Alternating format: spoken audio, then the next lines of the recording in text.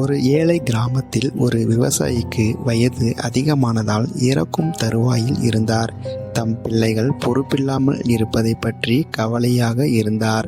ஒரு நாள் அவர் தம் பிள்ளைகளை அருகில் அழைத்து தன்னுடைய நிலங்களை அவர்களுக்கு பிரித்து கொடுத்தார்.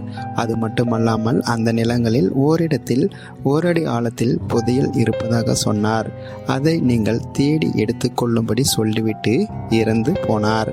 பிள்ளைகள் மூவரும் தந்தைக்கு செய்ய வேண்டிய இறுதி காரியங்கள் அனைத்தையும் செய்தார்கள்.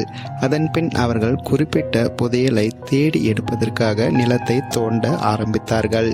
முதலில் மூத்த மகனின் நிலம் முழுவதையும் ஒரு அடி ஆழத்துக்கு தோண்டினார்கள்.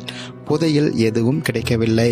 ஒருவேளை அப்பா 2 அடி என்று சொல்வதற்கு பதிலாக ஓரடி என்று சொல்லிவிட்டாரோ என்ற சந்தேகத்தில் பிள்ளைகள் மூவரும் சேர்ந்து மூத்தவனின் நிலத்தை ஓரடி ஆழமாக தோண்டினார்கள். அப்போதும் அவர்களுக்கு புதையல் கிடைக்கவில்லை.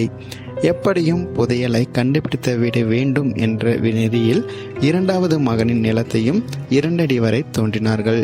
ஏமாற்றம்தான் மிஞ்சியது. இவ்வளவு தூரம் வந்த பின் எப்படி விட முடியும் என்று கடைசி மகனின் நிலத்தையும் 2 அடி தோண்டினார்கள். மறுபடியும் ஏமாற்றமே அவர்களுக்கு கிடைத்தது. அப்பா மேல் வருத்தம் வந்தாலும் அவர்கள் சரி, தோண்டியது வீணாக வேண்டாம் என்று எண்ணி அந்த நிலங்களில் விதை விதைத்தார்கள், நீர் பாய்ச்சினார்கள், உரம் போட்டார்கள். உழைப்பு வீண் போகுமா? ஆண்டு முடிவில் அவர்கள் நிலத்தில் அமோக விளைச்சல். அறுவடை செய்து விற்றதில் அவர்களுக்கு கொள்ளை லாபம் கிடைத்தது. இப்படி உழைப்பால் வரும் பயனைத்தான் அப்பா புதையல் என்று குறிப்பிட்டார் என்று பிள்ளைகள் மூவரும் புரிந்து கொண்டார்கள்.